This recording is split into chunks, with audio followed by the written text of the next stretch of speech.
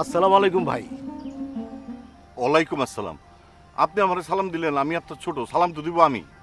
আচ্ছা, এটা কি কোনো কিতাবে লেখা আছে? সালাম মানে শান্তি কামনা করা, এতে ছোট বড় কোনো বিবেচ্য বিষয় না। বুঝতে পারছি ভাইজান।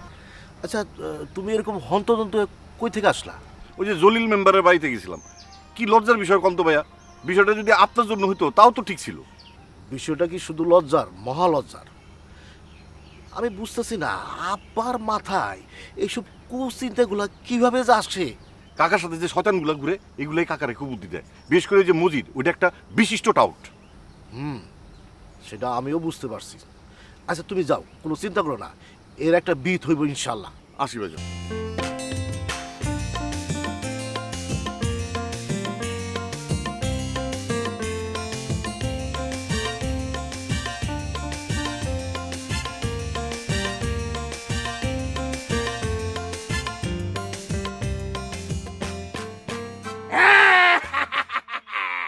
শয়তান রে পিটামু, পানিতে চুবামু।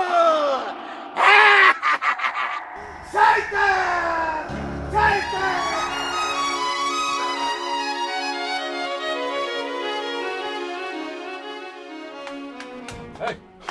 কি হলো? হ্যাঁ, এরকম হবার দিতেছো কে? মনে হয় পাগলা কুত্তা কামড়াইছে। স্যার স্যার ওই যে গিয়েছিলাম জলিল মেম্বারের বাড়িতে, সেখান থেকে ফেরার সময় স্যার ওই যে পুষ্কুনির পাড়ে দেখি যে ছোট ভাইজান ভাইজান খুব পাগলামি করতেছে। আমাকে দেখি তো দাবড়ানি দিয়েছে স্যার।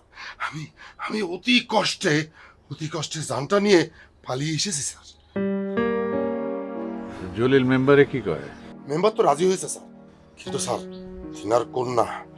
তিনার কন্যা তো বলে দিয়েছে তিনাকে যদি খুব জোরাজুরি করা হয় তিনি নাকি আত্মহত্যা করবেন। স্যার তিনি যদি আত্মহত্যা করেন তাহলে তো স্যার খুব কেলেঙ্কারি হয়ে যাবে। মজিদ, জি স্যার।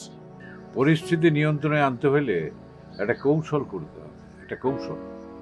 জি স্যার, কৌশল করতে হবে।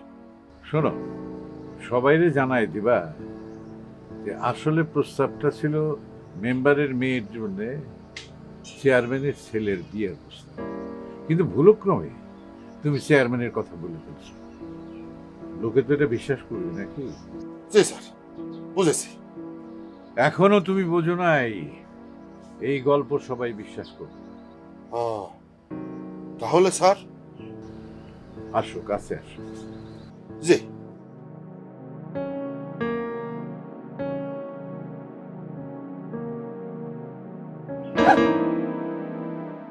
ফাটছে? জি স্যার, ফাটছে স্যার। যাও যাও যাও যাও।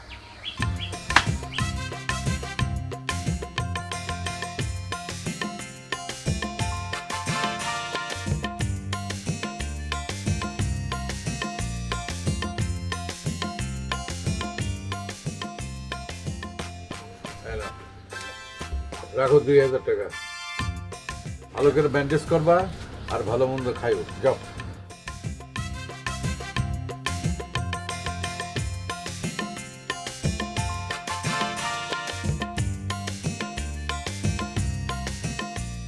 সম্রাট ভাইজানের সাথে ওই মেম্বারের মেয়ারে অত্যাধিক মানায়।